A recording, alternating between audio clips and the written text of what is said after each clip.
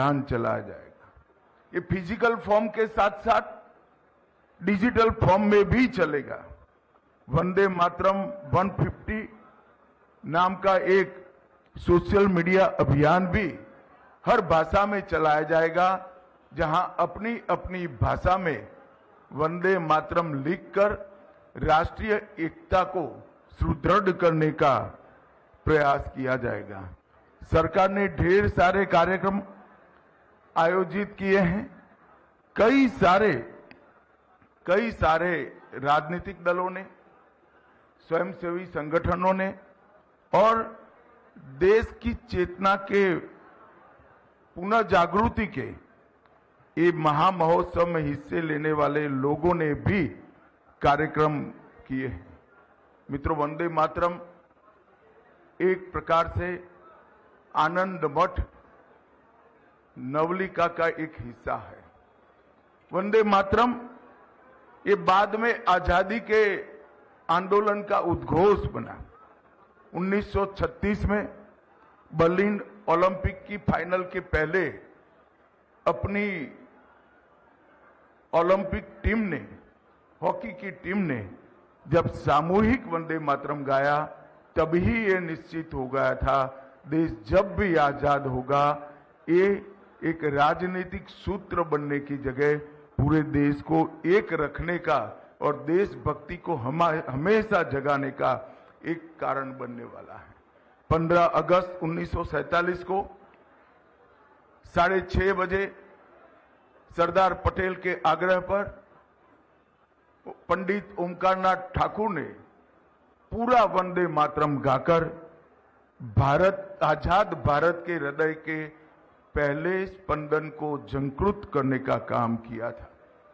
और 24 जनवरी 1950 को संविधान सभा की जब अंतिम बैठक समाप्त हो रही थी, उस वक्त बाबू राजेंद्र प्रसाद जी ने वंदे मातरम को राष्ट्र गीत के रूप में स्वीकार कर देश को वंदे मातरम को एक प्रकार से सम्मान के साथ स्वीकारने का रास्ता प्रशस्त कर दिया। और वहीं से वंदे मातरम हम सब के लिए एक राष्ट्र चेतना का गान बना है। और आज 150वां पर्व है। 150 साल आज वंदे मातरम के हो रहे हैं। तब मैं जरूर कहना चाहता हूं, वंदे मातरम जब लिखा गया वो कालखंड को भी हमने समझना पड़ेगा। 1875 में एक लंबे मुगलों की गुलामी के बाद अंग्रेजों के शासन का कालखंड बन चुका था। उस वक्त प्रथम स्वतंत्रता संग्राम भी विफल हो चुका था और पूरे देश के मन में एक प्रकार से आशंका थी कि हमारी राष्ट्रीय चेतना पुनः जागृत होगी क्या। उस वक्त बंकिम बाबू ने राष्ट्र चेतना का ये महागान गाया और वो महागान हमारे सांस्कृतिक राष्ट्रवाद का पहला उद्घोष बना। आप पूरे वंदे मातरम को ध्यान से पढ़ोगे तो वंदे मातरम ये स्पष्ट कर देता है, भारत कोई जमीन का टुकड़ा नहीं है, एक चीती है, एक विचार है, एक संस्कृति है और वो संस्कृति ही हम सब भारतीयों को बांध कर रखती है, जोड़ कर रखती है। भारतीय जनता पार्टी ने जब जनसंघ बना तब से लेकर अब तक हमेशा सांस्कृतिक राष्ट्रवाद पर बल दिया है। और मैं आज जनसंघ की स्थापना हुई तब तो मैं जन्मा भी नहीं था, परंतु मैं जरूर महसूस कर सकता हूं कि सांस्कृतिक राष्ट्रवाद की परिकल्पना की चेतना इसी वंदे मातरम के गीत से मिली होगी, जिसको वीर सावरकर, महात्मा तिलक और मैडम कामा, कई सारे राष्ट्रभक्तों ने गाया, महसूस किया और अपना हौसला बुलंद किया।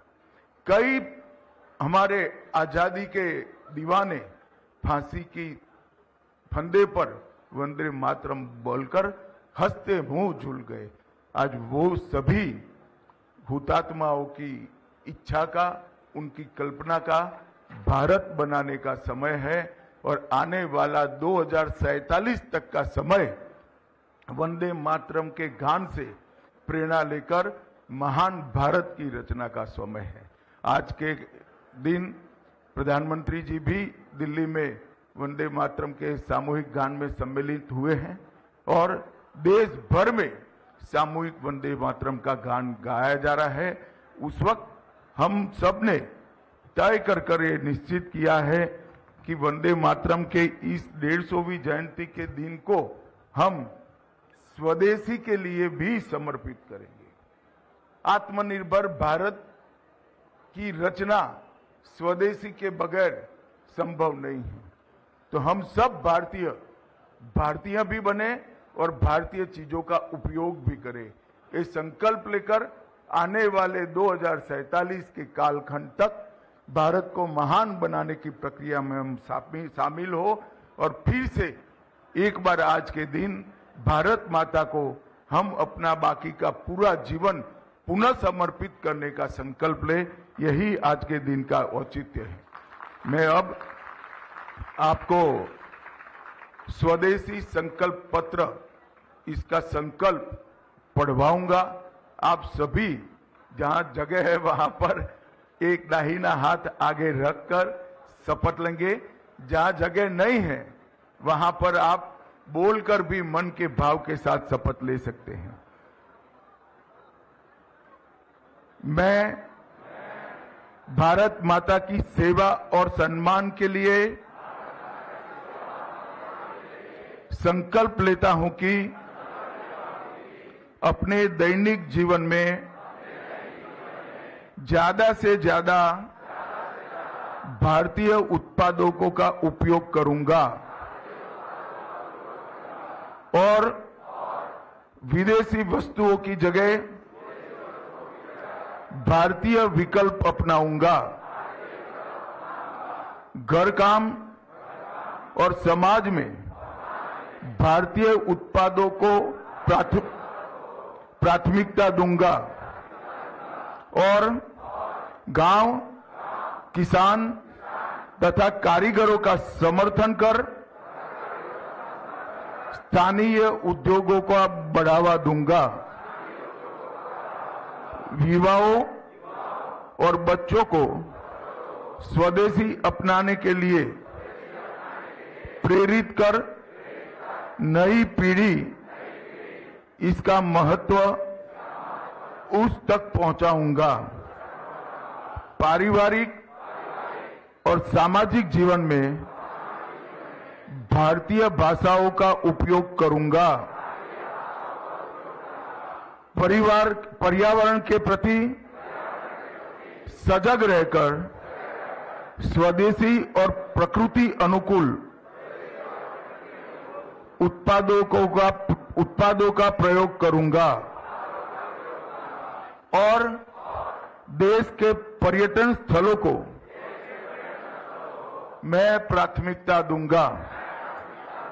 मेरे साथ, अरे भाई हो गए मेरे साथ प्रचंड आवाज से बोलिए, भारत माता की वंदे वंदे वंदे। आप सभी का बहुत बहुत धन्यवाद। प्रणाम।